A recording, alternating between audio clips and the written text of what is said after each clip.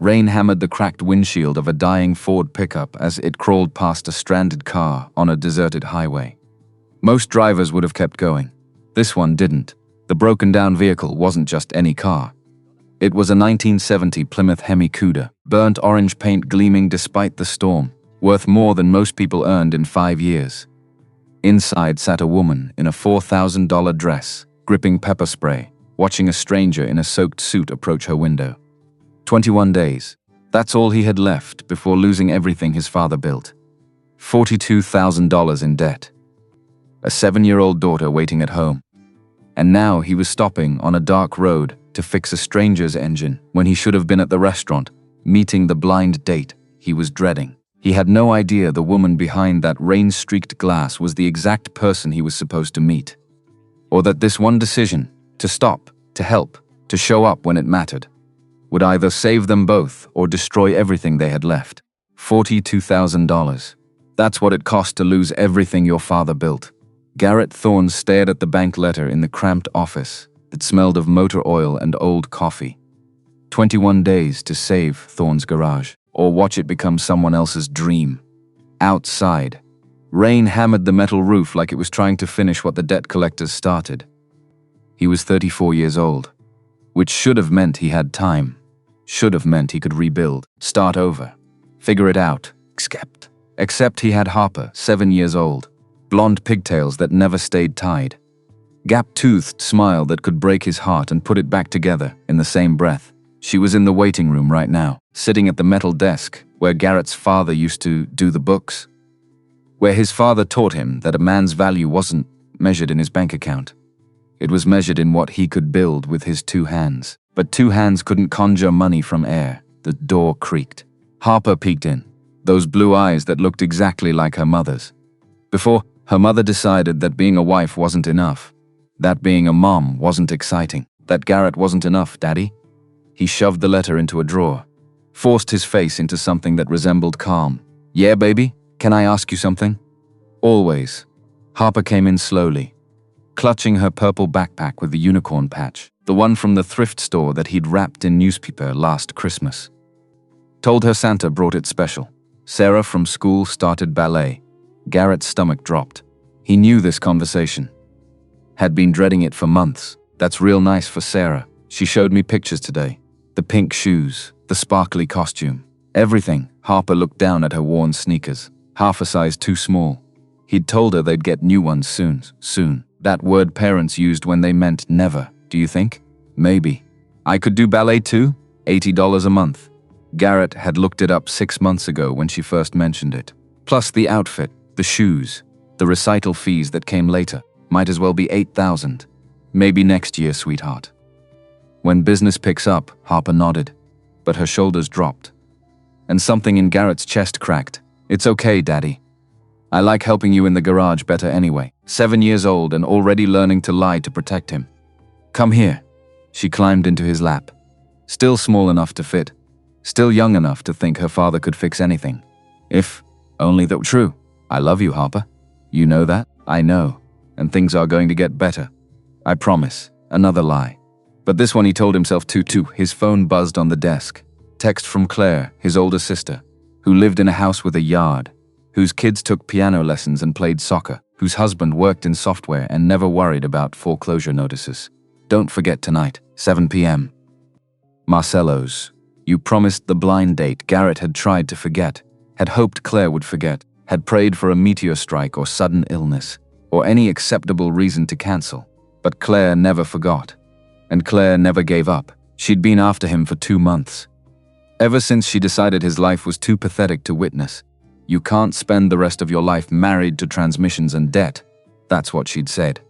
Harper needs to see you try. Try what? Try to pretend he was someone worth dating? Try to sit across from some successful woman and watch her realize he had nothing to offer except grease-stained hands and maxed-out credit cards. Another text. Her name is Sloan. Works in real estate. Smart. Successful. She asked for someone real. Someone who doesn't talk about stock portfolios all night.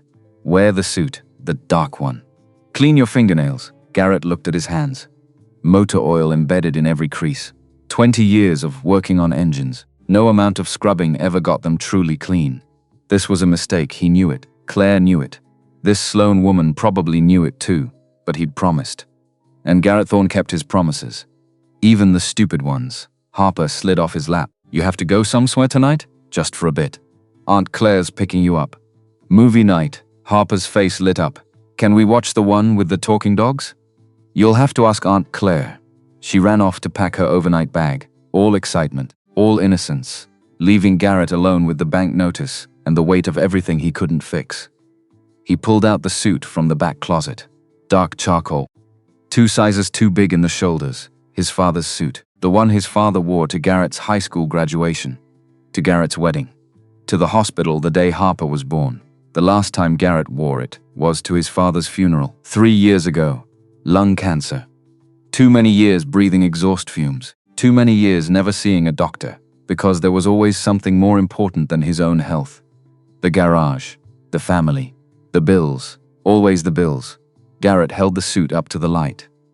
Tried to smell his father in the fabric, but all he got was mothballs and time. I'm losing it, Dad, he whispered to the empty office. Everything you built, I'm watching it slip away, and I don't know how to stop it. The fluorescent light above him buzzed, flickered, went dark. Even the electricity was giving up on him. Garrett changed in the shadows. Put on a shirt that used to be white. A tie that had seen better decades. Looked at himself in the grimy mirror hanging on the wall.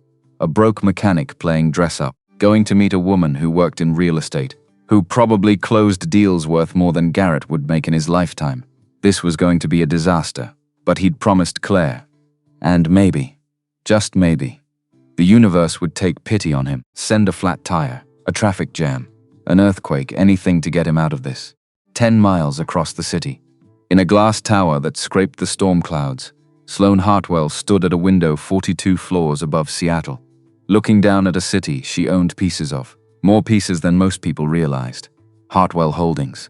The name was on shopping centers from here to Tacoma. Office buildings. The casino resort in Vegas they'd just acquired for $1.8 billion. With a B at 32, Sloane was the youngest female CEO of a Fortune 500 real estate company in the country. Forbes called her ruthless. Wall Street Journal went with Ice Queen. Her board of directors said difficult. Sloane called herself exhausted, the kind of exhausted sleep couldn't touch, behind her. The boardroom looked like a battlefield. Papers scattered, coffee cups abandoned. The faint smell of fear and expensive cologne. They'd just finished the quarterly earnings call. 17 analysts asking the same question 17 different ways, Ms. Hartwell. Can you justify the Vegas acquisition given current market conditions? She'd justified it, with spreadsheets, projections, cold hard numbers that made weak men uncomfortable. But one voice kept pushing. Preston Carver, Vice President of Acquisitions, 45, Yale MBA. Suits that cost more than most people's cars. A smile that never reached his eyes. He'd challenged her. In front of the entire board, I think we need to discuss whether emotional decision-making is compromising our fiduciary responsibility. Emotional, the word men used when they meant woman. Sloane had let the silence stretch, let him sit in it, let the room feel the weight of his accusation. Then she'd pulled up the revenue models, the market analysis, the data that showed Vegas would be profitable in 18 months, unless you have better numbers. Preston, I suggest you save your feelings for your therapist. The room went quiet. Preston's jaw tightened, but he backed down. For now, Sloane knew this dance. Had been dancing it since her grandfather died and left her the company 5 years ago. The constant testing, the undermining, the whispers that she only had the job because of her last name. Never mind that she'd doubled the company's value. Never mind that she worked 90-hour weeks while men like Preston left at 5 for golf. Never mind that she was better at this than any of them would ever be. They still waited for her to fail.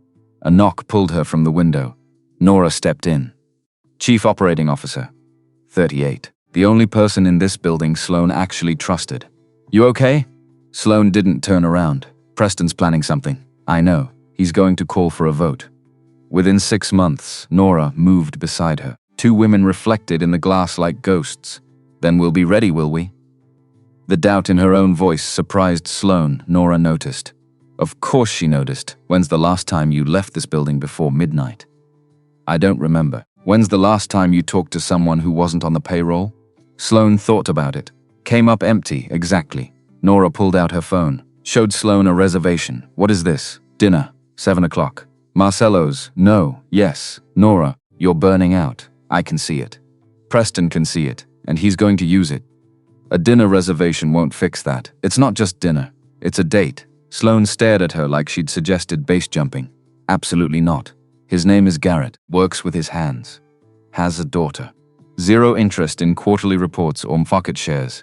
I don't do blind dates. You don't do any dates. Because I don't have time. You don't make time. There's a difference. Sloane looked back at the window. At her reflection in the glass Dopnar suit. Perfect hair. Empty eyes staring back. When did she become this? Nora's voice softened. Your grandfather used to say empires are worthless if there's no one to share them with. My grandfather died alone in a hospital. Sloane's voice cracked. While I was in a merger meeting. Exactly. The word hung between them. That phone call. The nurse saying, Miss Hartwell, you should come now. But there was as a negotiation, a critical deal. Millions on the line, Sloane had stayed at the table. By the time she reached the hospital, her grandfather was gone. His last words to her had been 3 weeks before. Don't make my mistakes. Livy, don't choose the empire over life. But she had every day since. She chose the empire. Fine, Sloane heard herself say. One dinner. But I'm driving myself. Nora's eyebrows shot up. You're dismissing security? For one night. Yes, I need to feel like a person. Not an asset, Sloane. That's my condition. Nora sighed. Nodded. Wear something without shoulder pads. After Nora left, Sloane stood at the window for 20 more minutes. Watching rain start to fall. Watching the city blur. Watching her reflection dissolve into the storm. The 1970 Plymouth Hemi Cuda sat in Sloane's private garage like a caged tiger. Burnt orange paint. Black racing stripes. 426 cubic inches of pure American fury. Her grandfather had bought it new in 1970. Drove it until the day he couldn't drive anymore. Left it to her in his will, with a note. This car doesn't care about earnings reports. Drive it and remember what freedom feels like. Sloane had driven it 3 times in 5 years. Tonight made 4. She turned the key. The engine roared, a sound that made concrete vibrate, power, raw, unfiltered. She smiled for the first time all day, put it in gear, drove into the storm. Interstate 90 was stopped dead. Garrett sat in his Ford pickup watching minutes evaporate. 6:45, reservation at 7. He was going to be late. Part of him felt relief. Being late meant he could leave early, make excuses, get back to Harper. But his father's voice in his head said you don't quit before you start. Even when starting feels impossible. The traffic didn't budge. Garrett made a choice. Took the next exit. Headed for the back roads through Mercer Island. He knew these roads from teenage years. Sneaking to parties. Racing cars he had no business racing. Back when his biggest problem was whether Melissa Brennan would say yes to prom. She hadn't. For the record, the rain got heavier. His wipers struggled. But the roads were empty. Small mercy. Maybe he'd make it after all. Maybe tonight wouldn't be complete. Taillights. Hazards blinking. A car angled wrong on the shoulder. Garrett's mechanic brain kicked in before rational thought could stop him. He slowed, pulled behind, got out into the rain, and stopped breathing. The car wasn't just any car. It was a 1970 Plymouth Hemi Cuda. Burnt orange, black stripes, original everything. Garrett had only seen 2 of these. Both in museums. This one sat in mud, engine silent. A crime against automotive history. He approached the driver's window, tapped glass. The window cracked 2 inches, a woman's voice. Sharp, guarded. I'm fine. Security is coming. Garrett looked at the dark dashboard. No lights, no glow. Your security team have telepathy? Because your battery's dead? Pause. How do you know that? Your dash is dark, and I can hear the fuel pump clicking. No spark. Another pause. Longer the window dropped another inch. Garrett got his first look at her, rain-soaked hair. Sharp cheekbones, gray eyes that could freeze fire. Even drenched and stranded, she was stunning, not pretty. Not cute, stunning in a way that made your chest tight. And suspicious in a way that said she was 2 seconds from pepper spray. I don't need help, right? You and your dead Cuda are handling this great Cuda, the car. 1970 Plymouth Hemi Cuda. Which you know. Since you're driving it, she blinked. Surprised you know cars, I'm a mechanic, so. Yeah, a mechanic. She said it like she was tasting the word. Deciding if it was safe. Look, Garrett wiped rain from his face. You can sit here waiting for security that can't reach you. or pop the hood and let me look. Your choice. She studied him, those grey eyes cataloguing every detail, his soaked jacket, his rough hands, the grease under his nails he'd tried to scrub. Finally, she reached down, pulled the release. The hood lifted with a hydraulic hiss. Garrett pulled his flashlight, always carried one. Father's habit, leaned over the engine bay and smiled, because this he understood, not bank notices or blind dates or women out of his league, but engines, fuel systems, the honest mechanical truth of how things worked. The problem jumped out at him. Fuel pump relay. Corroded connection. Classic Chrysler issue in wet weather. Found it. She appeared beside him, holding an umbrella over both their heads. He hadn't heard her get out. Up close, she was taller than expected. 5'9" in heels that made no sense on a highway shoulder. Wearing a dress that probably cost more than his truck. What's wrong? Fuel pump relay. Moisture in the connection. Common with these old systems. Can you fix it? Temporarily. Enough to get you moving. He pulled a rag from his pocket. Started cleaning corrosion. You carry tools in your pocket? Tools, rags, flashlight. Old habits, from being a mechanic, from having a father who taught me to be prepared. His hands worked quickly, bypassing the relay, creating a direct connection. That's impressive. It's a workaround. You'll need a real fix in a week. Still, most people would have driven past. I'm not most people, she laughed. Real laughter. Not polite. Not practiced. Genuine. No, I'm seeing that, Garrett finished. Closed the hood. Try it. She slid into the driver's seat. Turned the key. The Cuda roared to life. That magnificent Hemi sound that made every car lover's heart skip. She got back out, smiling now. The smile changed everything about her face. Made her look less guarded. More human. Thank you. Really, I'd be stuck here all night. No problem. Just take corners slow. Roads are slick. She reached into her purse, pulled out a handkerchief, monogrammed. Expensive looking. For your hands. Garrett looked at his grease-black fingers. Then at white silk. I'll destroy it. Call it payment. He took it. Their fingers touched. Brief. Electric. Both pulled back fast. I'm Sloan. She said it quickly. Nervous. My friends call me Sloan. Which is the same thing. But, anyway, she was rambling. Garrett found it charming. Garrett. Friends call me Garrett. Also the same. They smiled at each other. Two strangers on a dark road. Connected by a broken relay. Where were you headed? She asked. Dinner. Blind date. Should have been there 30 minutes ago. Oh God. Me too. 7 o'clock. They both checked phones. 7:20. Well, Garrett said. We're both officially late. What's she like? Your date? No idea. My sister set it up. Works in real estate. Corporate type. Something flickered in Sloane's expression. And you're dreading it. Terrified. Corporate women don't usually go for mechanics. Maybe she will, maybe. But probably she'll spend dinner planning her escape. Sloane laughed again. What about yours? Garrett asked. I don't know. My COO arranged it. Blue-collar guy. Works with his hands. Has a kid?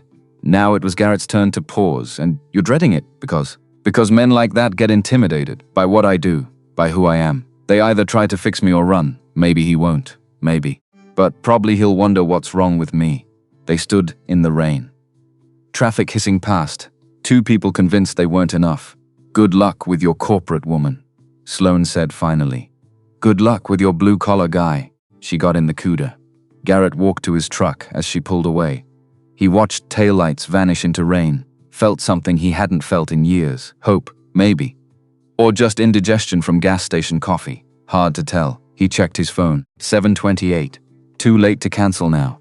Garrett put the truck in gear, headed for Marcello's. Resigned to disaster. Marcello's occupied a corner building downtown. Exposed brick, Edison bulbs. The kind of place serving $12 cocktails and art, disguised as appetizers. Garrett walked in at 7:35, soaking wet, shoes squeaking on hardwood. The hostess looked at him like he'd tracked mud into a cathedral, which he had. Reservation for Hartwell, he mumbled. She checked her, raised one perfect eyebrow, Miss Hartwell's table. Of course. This way, she led him through the restaurant. Past couples in designer clothes. Past wine bottles costing more than Garrett's mortgage. Every eye tracked him. The wet jacket, the too big suit, the shoes needing new soles. She stopped at a corner booth, tucked away. Private. Your server will be right with you. She left with his dignity. Garrett slid into leather that squelched under him. Perfect. A waiter appeared, tall, thin. Looking at Garrett like a stain. Something to drink while you wait? Water. Tap is fine. The waiter's expression said tap water was criminal, but he left anyway. Garrett checked his phone, 7:40. She was late too, small comfort. Maybe she'd bail. Maybe Claire's friend saw his Facebook and decided this was a hard pass. He wouldn't blame her. The waiter returned with water in a glass, probably worth more than the water itself. When your date arrives. Wine list? No. Water's good. The waiter left disappointed. Garrett scanned for exits. Calculated minimum stay before leaving was socially acceptable. 30 minutes seemed reasonable. 45 if she showed and was pleasant. 2 hours maximum unless dinner was amazing, which it wouldn't be because he was ordering the cheapest item and still couldn't afford it. He was mid-calculation when the front door opened. Everything stopped. Sloane walked in, hair still damp. Dress still perfect despite weather, moving through the restaurant like she owned it, which given what Garrett was learning she might. The hostess rushed over, nearly bowing, Miss Hartwell. Wonderful to see you. Thank you, Jessica. I'm meeting someone, of course. He's here. She led Sloane to the back, to Garrett's booth. Garrett's brain stopped working. No, this wasn't possible. Sloane reached the table, saw him, froze. Those gray eyes went wide.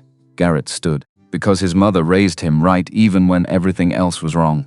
Garrett, Sloane whispered. Sloane. The hostess looked between them.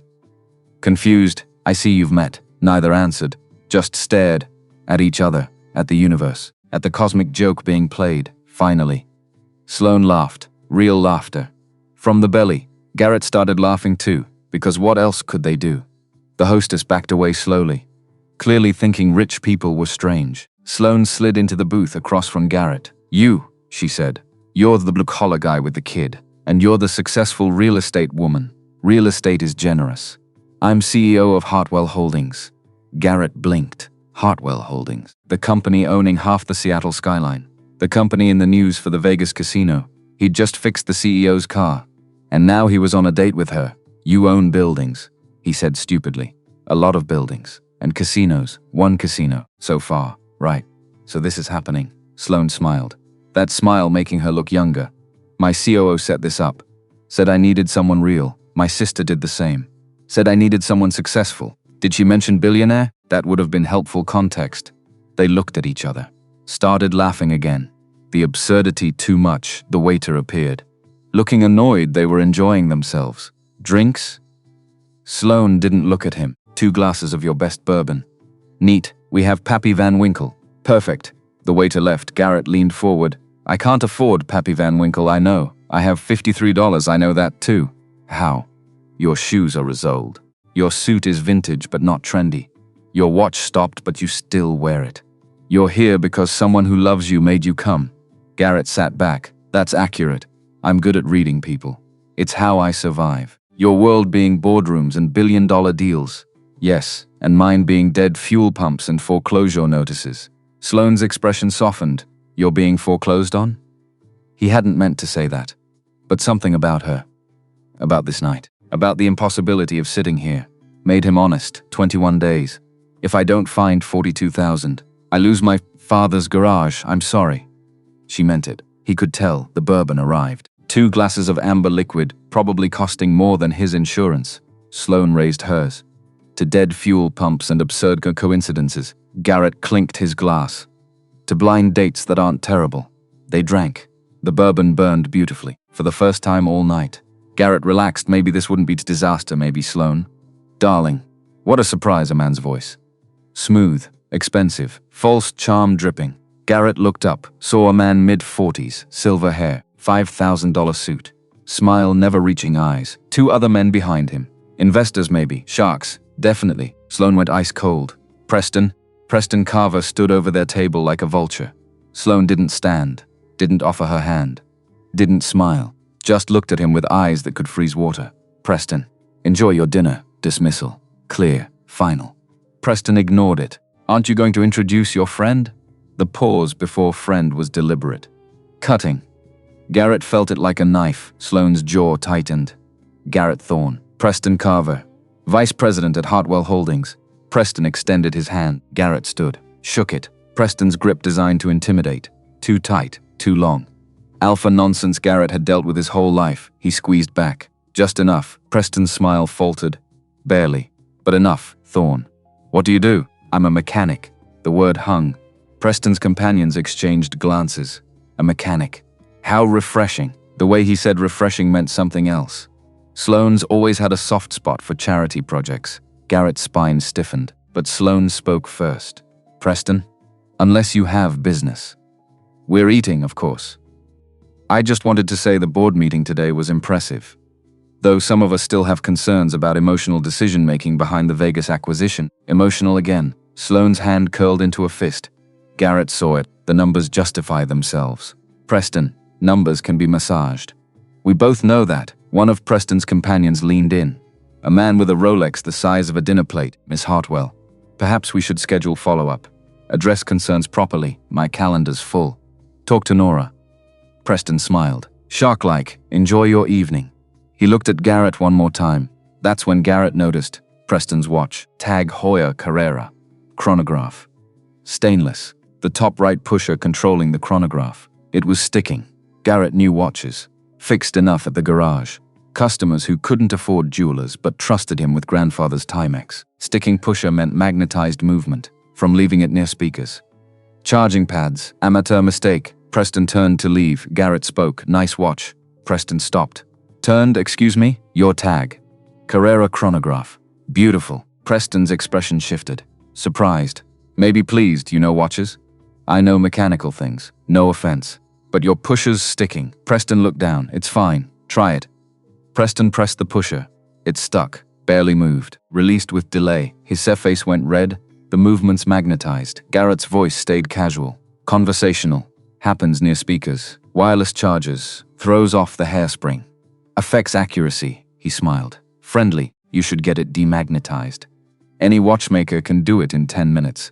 Otherwise you're wearing a $60,000 watch that can't tell time. Complete silence. Preston's jaw worked. Chewing words he couldn't say. Finally, thank you for the advice. Then he turned, walked away. Companions following. All three vanishing like roaches from light. Garrett sat down. Sloane stared at him.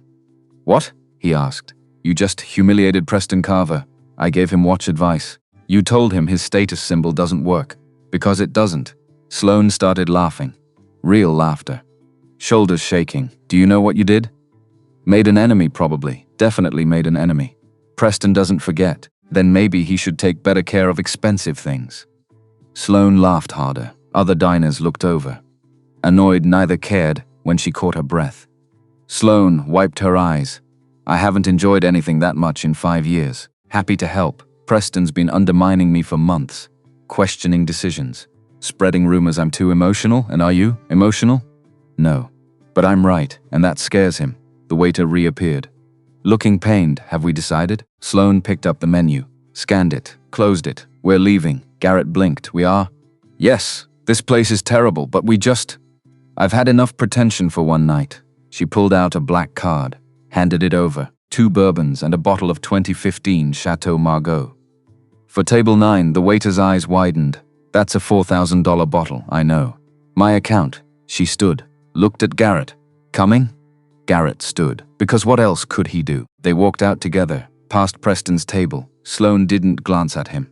But Garrett saw Preston's face, saw the wine being delivered, saw the moment Preston realized what happened, outside. The rain had stopped, streets still wet, reflecting city lights like mirrors. Sloane took a deep breath, like she'd been holding it for hours. Where are we going? Garrett asked. You like burgers? Who doesn't? Then I know a place. She started walking. Garrett followed. For the first time all night, for the first time in weeks, he felt something close to happy. Ray's 24 Hour Diner sat between a pawn shop and laundromat in a part of downtown tourists avoided. Neon sign buzzing. Windows fogged from grease and steam. The smell of frying onions and coffee hit them when they opened the door. Garrett breathed it in. This felt like home. A waitress who looked like she'd worked here since the Nixon administration glanced up. Sloane. Been a while. Hi. Marge, your booth's open. Sloane led Garrett to a corner booth, red vinyl patched with duct tape. Table scarred with initials from 1,000 customers. They slid in. Marge appeared with coffee. Filled cups without asking. Bacon cheeseburgers? 2. Sloane confirmed. Extra pickles on mine. You got it. Marge disappeared. Garrett looked at Sloane.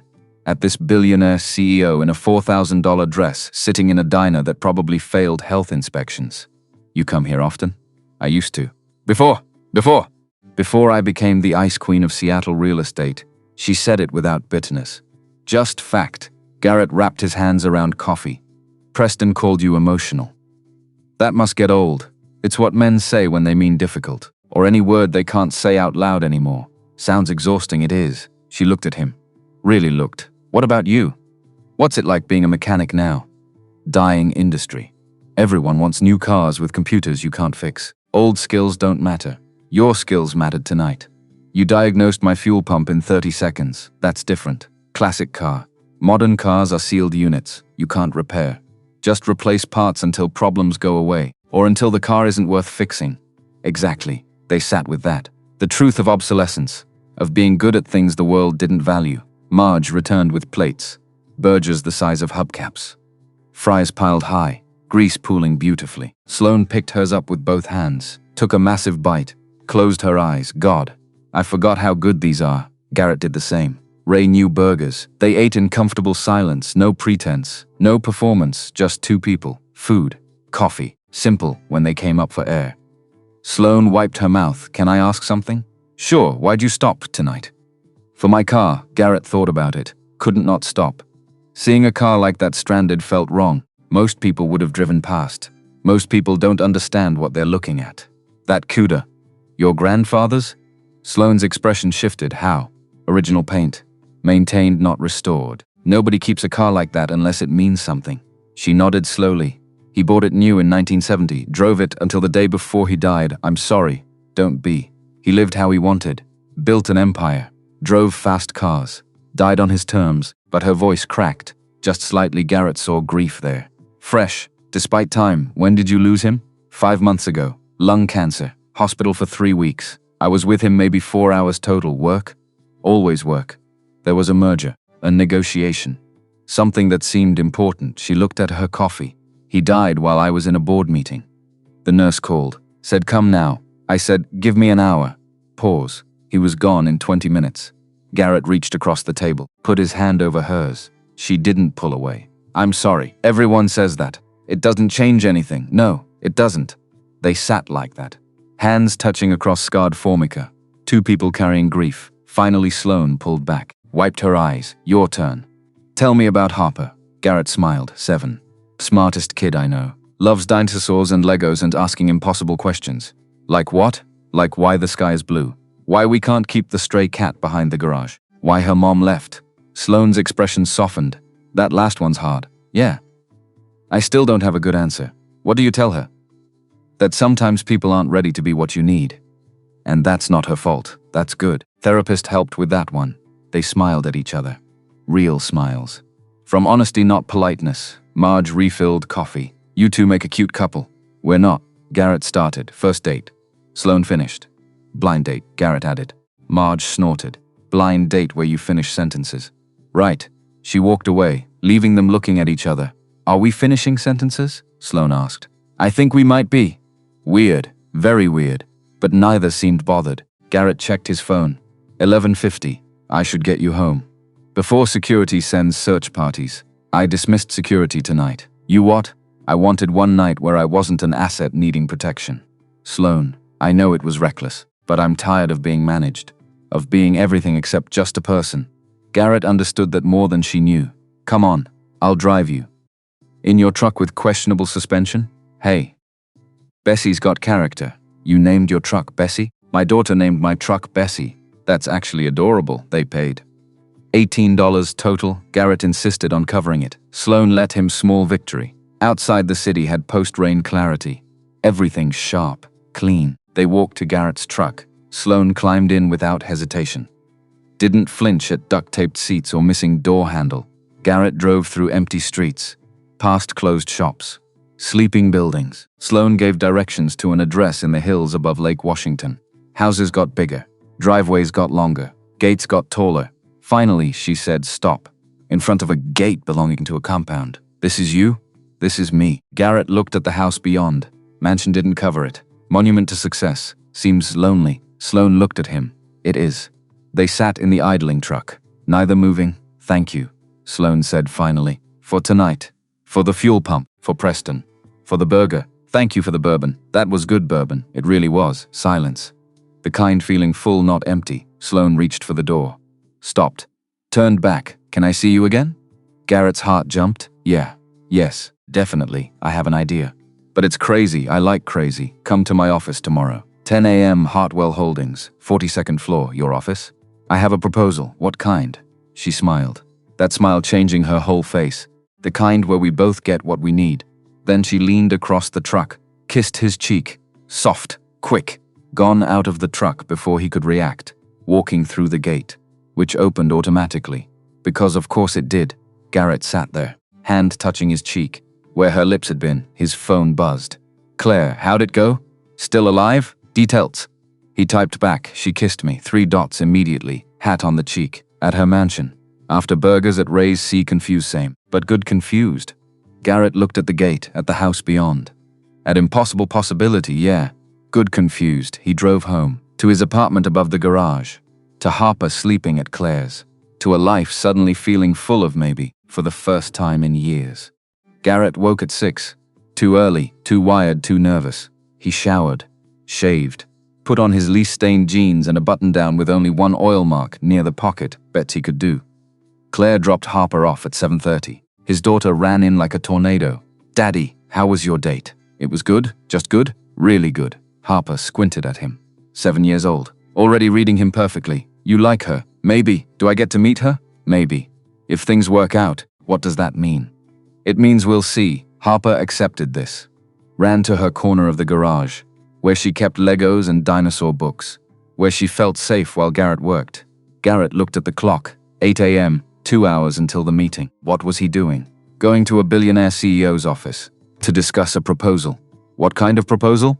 A job? A contract? A pity project? He didn't know, and that scared him, because he'd been poor his whole life, but never desperate enough to take charity, and if that's what this was, he'd have to walk away, even if walking away meant losing the garage.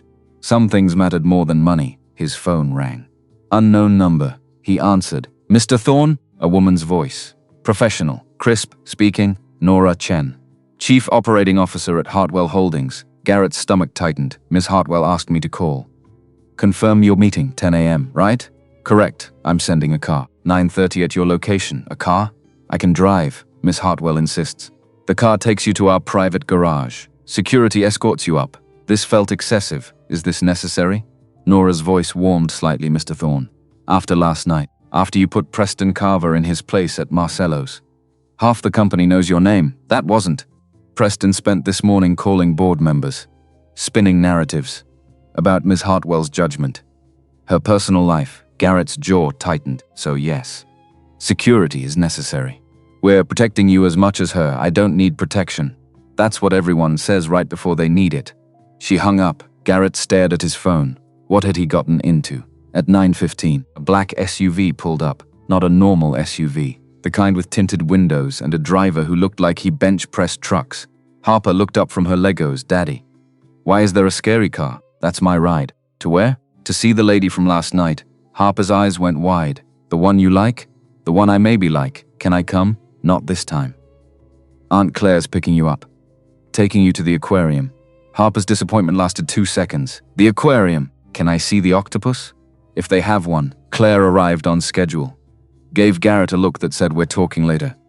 He nodded, watched them drive away. Got in the SUV, the driver didn't speak. Just drove through downtown Seattle. To a glass tower touching clouds, the SUV pulled into underground parking. Security checkpoint, barriers. Armed guards. Actually armed. Garrett was starting to understand. This wasn't just wealth, this was power. A suited security guard escorted him to a private elevator. Pressed a button, the elevator shot up. Garrett's ears popped. 42 floors in seconds. Doors opened into a reception area looking like a museum.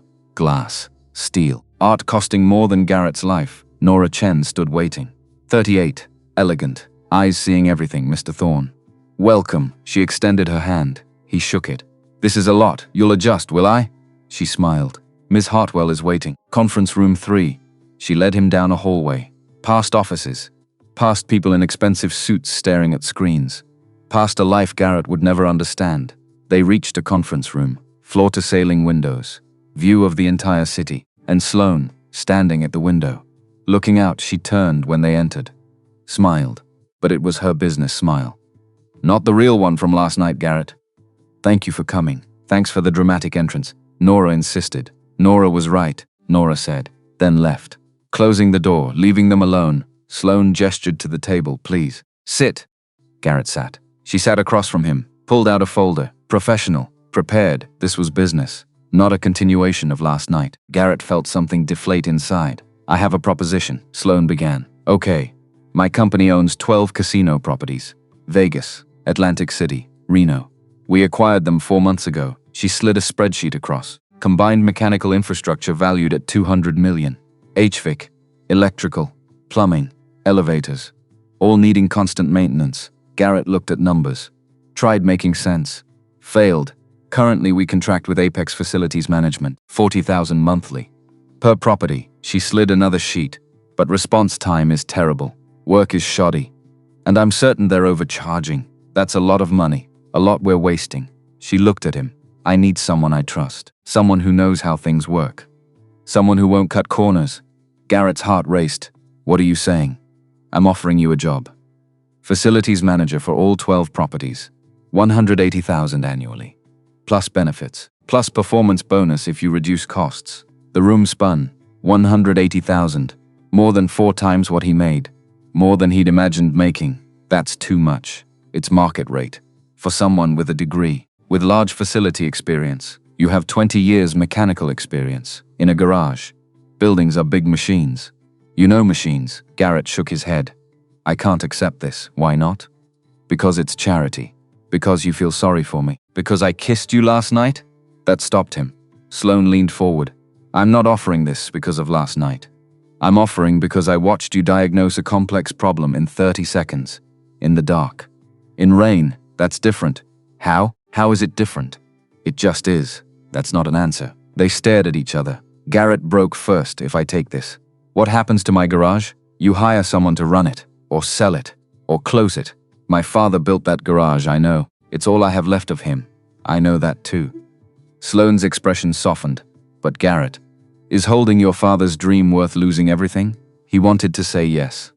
Wanted to say legacy mattered more than money. But the bank notice was in his desk. And Harper didn't have ballet lessons. And Pride didn't pay bills. There's a catch, Sloane continued. The job starts in 3 weeks. But first I need proof you can do this. She pulled out another folder. I'm buying a property in Tacoma. Old warehouse. 20,000 square feet. Converting it to luxury lofts, she pushed the folder toward him. I need it done in 90 days. Here's your budget. $500,000. If you bring the project in on time and under budget. The Vegas job is yours. Garrett opened the folder, looked at plans, timeline. Impossible math, 90 days? 90 days, that's extremely tight, I know. I'd need a crew, contractors, permits, inspections. You have full authority to hire whoever you need. Garrett's mind raced. Could he do this? Convert a warehouse in 90 days? Manage a budget 10 times bigger than anything he'd touched? Prove himself to a woman who had every reason to doubt him? And if I fail? Sloane met his eyes. Then I was wrong about you. And we end this before it starts. There it was. The real test, not just his skills, but whether he was worth the risk, whether he could be her equal. Not her project. Garrett looked at the plans again, at the numbers, at the chance to save everything, everything his father built, everything he'd been losing, at the cost of maybe losing the one woman who made him feel alive. He heard himself say it, I'll do it, but something felt wrong, like he'd accepted too fast. Like pride should have made him fight harder. He pushed the feeling down. Sloane smiled, the real smile. Good. Because I already bought the property. Of course she did. She stood. Extended her hand. Garrett stood. Shook it. This time the handshake felt different. Like partnership. Like possibility. The keys are with Nora. She'll give you contractor lists. Permit applications. Everything you need. When do I start? Today. Clock starts now. Garrett's eyes widened. Now? Right now? Day 1 of 90. Better move. She walked him to the door. Paused before opening it. Garrett. Yeah? Don't fail. Not because of the job, but because I want to see where this goes. She gestured between them. This, whatever this was. Me too, he managed. She opened the door. Nora was waiting. With a manila envelope thick with documents. Everything you need. Garrett took the envelope. Looked back at Sloane, she was already on her phone. Back to being CEO, the moment was over. Garrett left, rode the elevator down, got back in the SUV, opened the envelope, Protrodi deed, contractor lists, architect plans, budget breakdowns, and a note. In Sloane's handwriting, build something worth saving. Including us. Garrett read it 3 times, then put it in his pocket, next to his heart. Where he kept things that mattered. The SUV dropped him at the garage. He had 90 days to prove himself, to save his father's legacy, to maybe build something new, with a woman who terrified and excited him equally. No pressure. Garrett walked into his office, pulled out his phone, started making calls. Day 1 of the rest of his life. Day 1 of 90. Garrett stood in front of the Tacoma warehouse at 6 a.m. staring at 20,000 square feet of concrete. Broken windows, graffiti, mold smell, abandoned dreams. This was insane. 90 days to turn this wreck into luxury lofts. With a budget that seemed huge until you started adding costs, then it seemed impossible. He pulled out his phone, started calling. First call. Jax Morrison, electrician. 42. Worked with Garrett on 3 garage builds. Reliable. Fast. Didn't ask stupid questions. Jax. Garrett. Thorne. Long time. What's up? I need you. 90 days. Full time. Tacoma warehouse conversion. Pause. 90 days is tight, I know. What's the pay? Garrett quoted the number Sloane approved. Another pause. I'm in. Today. Today? Right now today. Jax laughed. You're crazy. Text the address. Second call. Wade Brennan Carpenter, 51. Missing 2 fingers from a table saw 15 years ago. Best finish work Garrett knew. Wade, Garrett Thorne. Thought you disappeared. Almost did. I need you. For what? Warehouse build. 90 days. Luxury lofts. Luxury? Since when? Since today. Wade whistled. What's the catch? Tight deadline. High stakes. How high? If I fail, I lose everything. Silence then. I'll be there in 2 hours. Third call. Pete Alvarez, plumber. 36, youngest of the crew. Worked like he had something to prove, which he did. 3 kids, mortgage, wife working 2 jobs. Pete answered. First ring. Garrett. Please tell me you have work. 90 days. Full time. Good pay. I'm there. Don't you want to know the job? Don't care. When? Now on my way. Garrett hung up. 3 guys. 90 days. 1 impossible deadline. He looked at the warehouse again. Tried seeing what Sloane saw. Potential. Investment. Return. All he saw was work. Mountains of it. But for the first time in years, Garrett felt excited. Week 1 was demolition, ripping out old electrical, busted plumbing, non-load-bearing walls, decades of trash, 12-hour days. Garrett, Jax, Wade, Pete, 4 men against 20,000 square feet. Harper came after school most days, did homework in the cleaned corner office. Watched her father work. Sometimes she helped. Holding tools, fetching supplies. Being 7 and perfect on day 5. Wade pulled Garrett aside. Boss. Problem. Garrett's stomach dropped. What kind? Asbestos. In the ceiling tiles. Of course there was asbestos. Because nothing could be easy. How much? Enough we can't touch it without certified abatement. Cost? Wade showed the quote. 48,000. Nearly 10% of budget. Garrett felt panic rising. Day 5. Already over budget. Other options? We could ignore it and risk shutdown by inspectors? Yeah, that. Garrett called Sloane. She answered. Second ring. How's day 5? We have asbestos. Pause. How bad? 48,000 bad, he heard typing. Calculating. Processing. Manageable. I'll approve the overage. But Garrett, yeah? That's your only mulligan. Stay on budget from here. Understood. She hung up. Garrett stood there holding his phone, trying to breathe. She'd approved 48,000. Without hesitation, without making him beg, she trusted him, which somehow made pressure worse. The asbestos team came day 7. Sealed the ceiling. Worked 3 days. While Garrett's crew focused elsewhere. By day 10, asbestos was gone. Budget down to 452,000. 80 days left. Garrett looked at the timeline. Recalculated. They were behind. Not catastrophically, but enough to worry. We need weekends, he told the crew. Wade nodded. Jax shrugged. Pete said nothing, but his jaw tightened. That night, after everyone left, Garrett's phone rang. Sloane, how are you? Honestly. Terrified. Good. Terror means you care. That's supposed to comfort me? How's Harper? The question surprised him. She's good. Does homework at the site. I think she likes watching progress. She sounds smart. She is. Too smart sometimes. Sloane laughed. That real laugh he was starting to need. Silence stretched. Comfortable. Full. Then Sloane spoke again. Garrett, I should tell you something. His heart rate spiked. Okay. Preston's been asking questions. About you, about us, about the warehouse. What kind of questions? The kind designed to make me look compromised. Like I'm giving preferential treatment to someone I'm involved with, are you? Giving preferential treatment? No. You're doing the work, earning every dollar, but it doesn't look that way. No, it doesn't. Garrett closed his eyes. So what do? We stay professional until 90 days are up. Until you prove yourself, and then we'll see. Not the answer he wanted, but the one making sense. Okay? Yeah, 90 days. I can do 90 days, Garrett, yeah? Don't fail, please. The vulnerability in her voice killed him. I won't. He hung up. Stared at the warehouse, at the mountains still ahead. 79 days left, no pressure. Week 4 brought crisis number 2. Petit discovered the main waterline corroded. Needed complete replacement, another $30,000. Garrett called 3 suppliers, negotiated, begged, called in favors, got the price to $22,000. Still over budget, but manageable. He approved it. Didn't tell Sloan because she'd said one mulligan, and he'd used it. This one was on him. Budget now $430,000. 75 days left. They were bleeding money. And time. Garrett started 18-hour days. Sleeping at the warehouse. Seeing Harper only mornings before school. Claire started giving him looks. The kind saying you're burning out, but he couldn't stop. Because stopping meant failing, and failing meant losing everything. On day 32, Harper came to the warehouse after school, found Garrett installing drywall alone. At 9 p.m., Daddy? He turned. She held her backpack, tears on her face. Garrett dropped the drywall. Baby, what's wrong? I had ballet tonight. The world stopped. What? At school. Miss Chen let me join her free class, because she knows we can't afford real lessons. Tonight was our little show. Garrett's heart shattered. Harper. I didn't know. I told you last week. You said you'd come.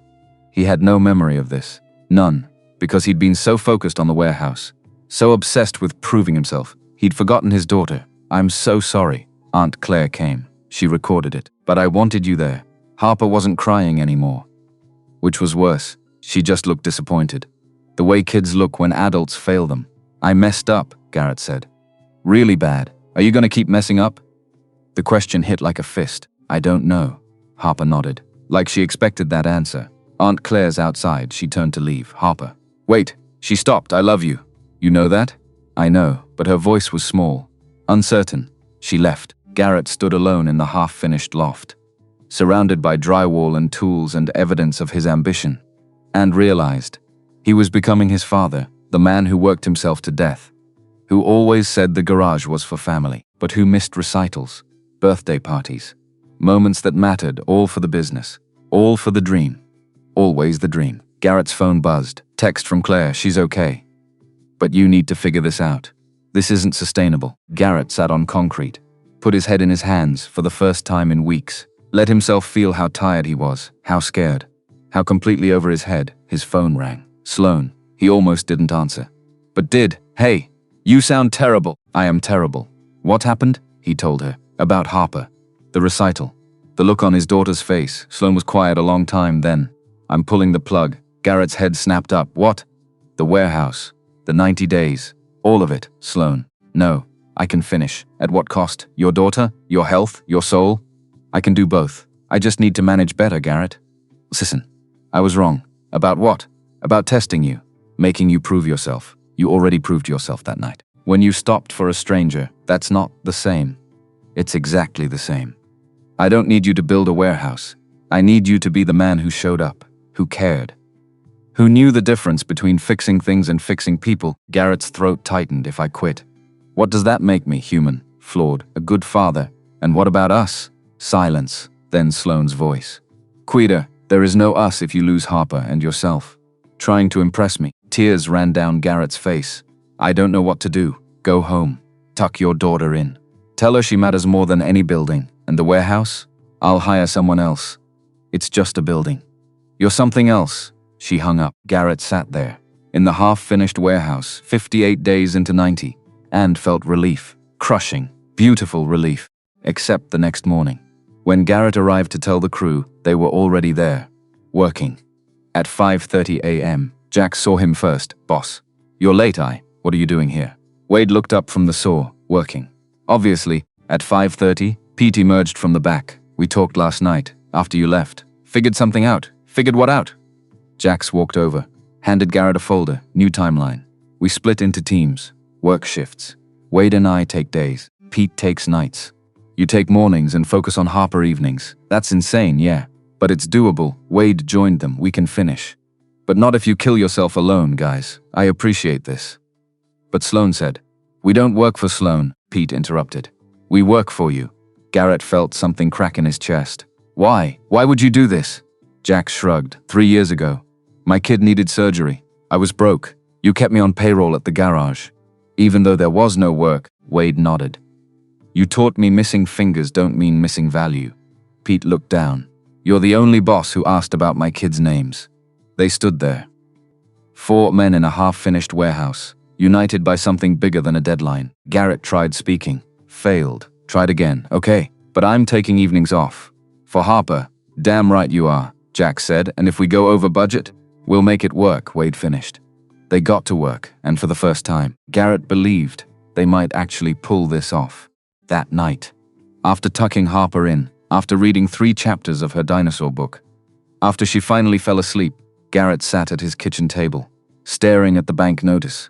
21 days had become 0 days. The deadline had passed 3 weeks ago. He'd been so focused on the warehouse, he'd ignored the calls, the letters, the inevitable. Tomorrow, the bank would start foreclosure proceedings. His phone rang. Unknown number. He answered, Mr. Thorne, a man's voice. Professional. Cold speaking, this is David Chen, First Union Bank. We need to discuss your account. I know I'm past deadline, actually. Your account shows a recent deposit, $45,000, clearing your outstanding balance plus accrued interest. Garrett's brain stopped. What? The payment came through this morning.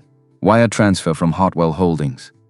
Noted as advance payment for contracted services. Sloan. She'd paid off his debt. Mr. Thorne? Are you there? Yeah, I'm here. Your account is current. Foreclosure proceedings have been cancelled. Have a good evening. He hung up. Garrett sat there, phone in hand, mind racing. Sloan had saved the garage, without asking, without telling him. He should feel grateful, relieved. Saved instead, he felt something else. Something complicated, like she'd taken his choice away. Like this proved he couldn't save himself. Like charity. No matter how she framed it, he called her. She answered immediately. You paid off my debt. I advanced the payment from the Vegas contract. Which you'll earn. You should have asked me first. Would you have let me? No, exactly. Sloan, Garrett, your crew is working shifts so you can see your daughter. They believe in you. I believe in you. The only person who doesn't is you. Silence. The money is an advance, not a gift. You'll work it off over 2 years managing the Vegas properties. Standard employment contract. Nora's sending the paperwork, and if I fail the warehouse test, then you pay it back. Monthly installments. Market rate interest. All legal. All documented. She'd thought of everything. Why? He asked. Why do this? Because I stopped for a broken car in the rain. And you fixed it. Now you're the one broken down. And I'm returning the favor. Garrett felt his throat tighten. Thank you. Finish the warehouse. Prove we're both right about you. She hung up. Garrett sat in his kitchen. Debt cleared. Garage saved. Daughter asleep in the next room. And for the first time in months, he felt like maybe he could breathe. 56 days left. Time to finish what he started. Day 59 brought the inspector, CT code enforcement. A man named Douglas who looked born with a clipboard and a scowl. He walked through the warehouse, checking electrical, plumbing, structural integrity, making notes. Lots of notes. Garrett followed. Heart in his throat. Finally Douglas stopped. You've got a problem. What kind? Electrical panel. Code violation. Amperage rating isn't sufficient for the units you're planning. Can we upgrade? You'll need a new panel, new wiring, new permits. How long? Douglas checked his tablet. Permit approval? 2 weeks minimum. Installation? Another week. 3 weeks. They had 31 days left. Any way to expedite permits? Douglas looked at him. Not unless you know someone at City Hall. Garrett didn't know anyone at City Hall, but he knew someone who might. That night, he called Sloan. I need a favor. Anything. Can you expedite a city electrical permit? Pause. Probably. But Garrett, if I do this, Preston will find out. He'll say I'm interfering, giving unfair advantages. I know it could cost me. Politically, then don't. We'll find another way. Silence. Then Sloan laughed. Preston Carver can go to hell. I'll have permits by Friday. Sloan. You stopped for me in the rain, when you had every reason to drive past. I can make a phone call. The permits arrived Thursday, 3 days ahead of schedule. The new panel installed by day 67. Inspection passed. They were back on track. Budget now $398,000. 23 days left. They might actually make it. Day 75. Garrett was installing kitchen countertops in Unit 3. His phone rang. Nora, Mr. Thorne, Miss Chen. We have a situation. Garrett's stomach dropped. What kind? Preston called an emergency board meeting. Tomorrow morning. He's pushing for a vote of no confidence in Sloan. On what grounds? Misuse of company funds, specifically the warehouse project. But she hasn't misused anything. I'm on budget. He's claiming the project was personal, not business. That she only approved it because of your relationship. We don't have a relationship. We've been completely professional. He has photos of you two at Marcello's, at Ray's diner. In your truck outside her house. Preston had been following them, actually following them. That's insane. That's Preston. He's convinced 3 board members to support the vote, if he gets one more. Sloan's out. Garrett felt rage building. What can I do? Finish the warehouse. Prove the project was legitimate. Show return on investment. We're not done. We need 15 more days. You have until tomorrow. 9 a.m. That's impossible. Then Sloan loses everything. Nora hung up. Garrett stood there, countertop half installed. Phone in hand, 15 days of work. In 12 hours, he called the crew. Emergency meeting now. Jax, Wade, Pete. They gathered in Unit 1, Garrett explained. The board meeting, Preston's move. The impossible deadline, when he finished. Wade spoke first, so we worked through the night. All of us, Pete added. We can't finish everything, Garrett said. But if we complete 4 units, get them camera ready, show the project is viable, then we show return on investment. Jax finished. They looked at each other. 4 men, 1 night. Impossible odds, let's build something, Wade said. They worked through the night installing countertops, hanging fixtures, finishing drywall, painting, cleaning. Garrett called Claire. Asked her to keep Harp overnight. Didn't explain, just said important. Around 2 a.m. pizza arrived. They hadn't ordered pizza. The delivery guy handed Garrett a note. Finish strong. Sloan had sent food from whatever expensive place was open at 2 in the morning.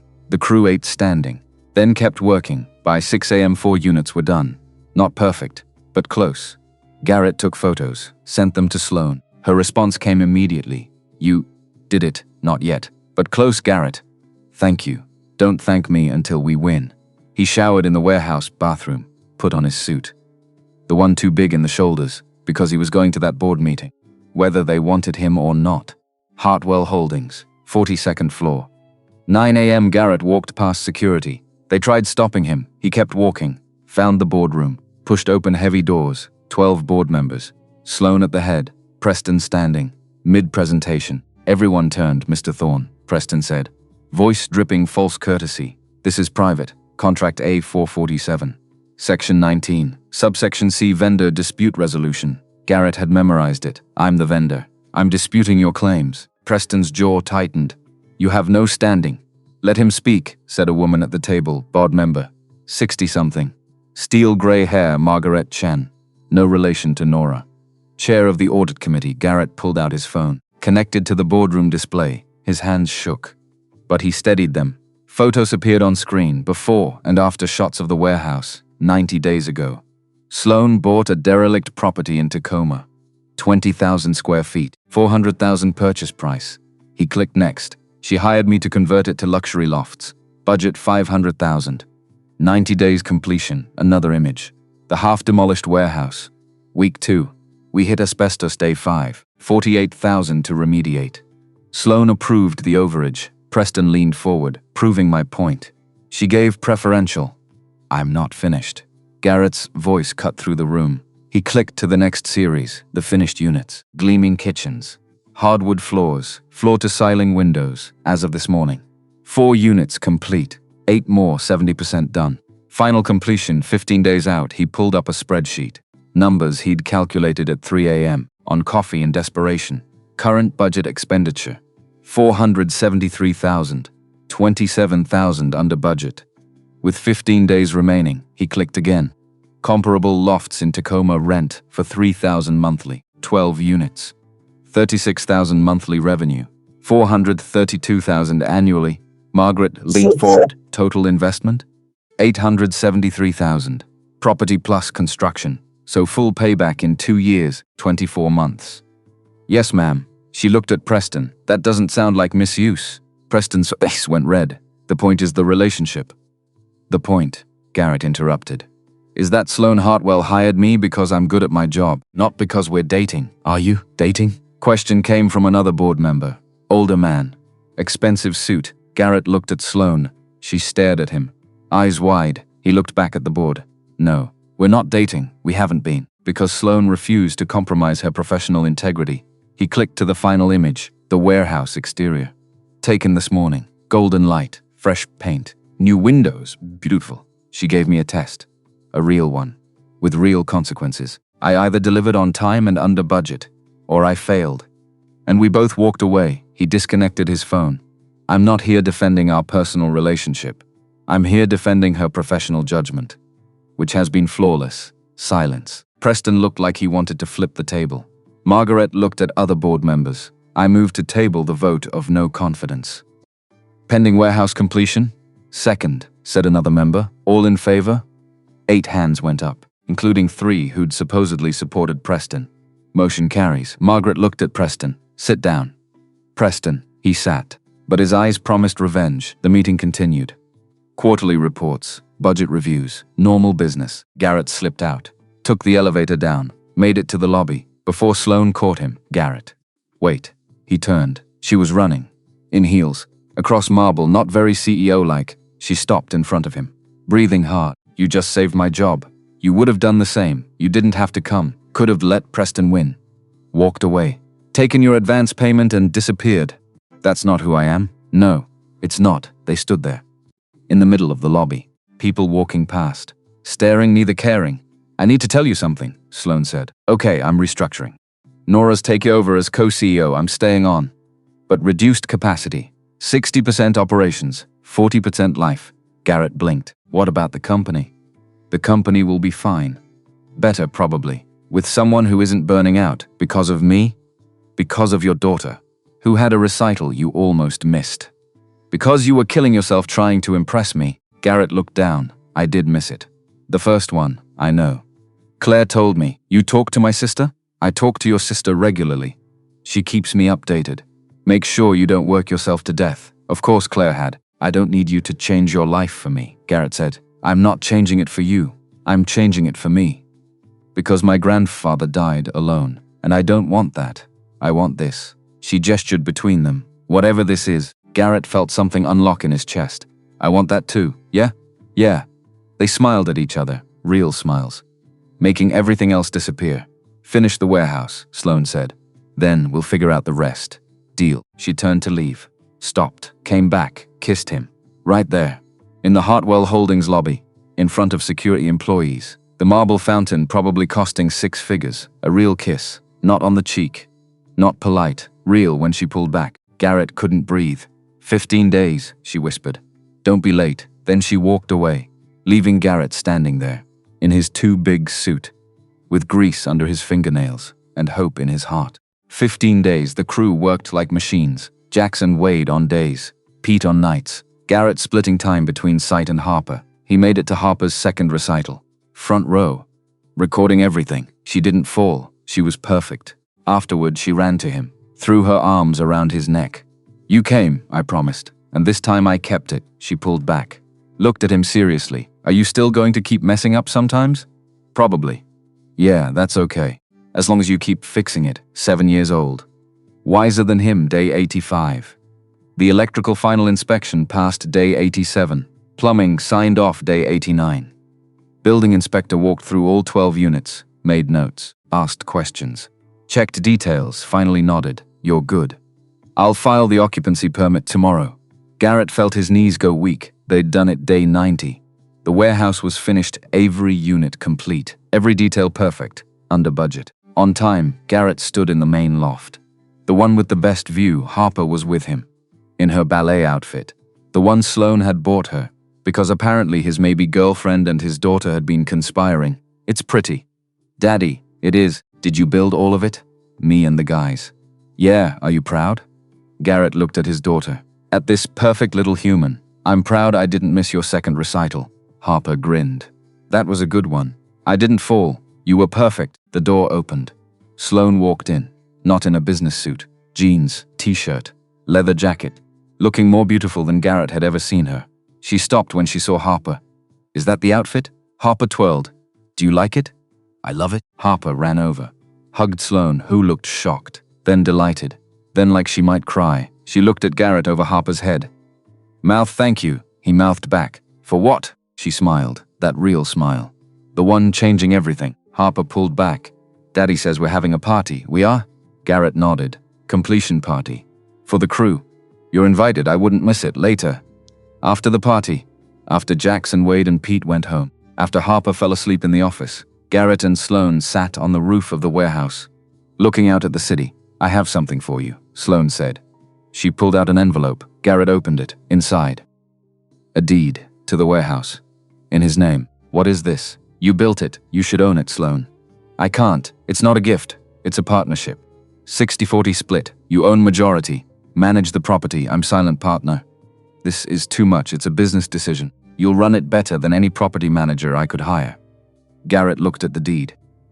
At his name in black ink. Proof he'd built something. Something that would last. There's a condition, Sloane added. Of course there is. You have to hire 2 employees. Create jobs. Give other people chances like you gave Jackson, Wade, and Pete. Garrett laughed. I can do that. And one more thing. She pulled out another envelope. So smaller. He opened it. Inside was a keychain. With 2 keys. What are these? One is to my house. The other is to the CUDA. Garrett stared at her. The CUDA? It's yours, if you want it. To restore. To drive. To remember the night we met, Sloane. That car is worth. I know what it's worth. But it's just sitting in my garage.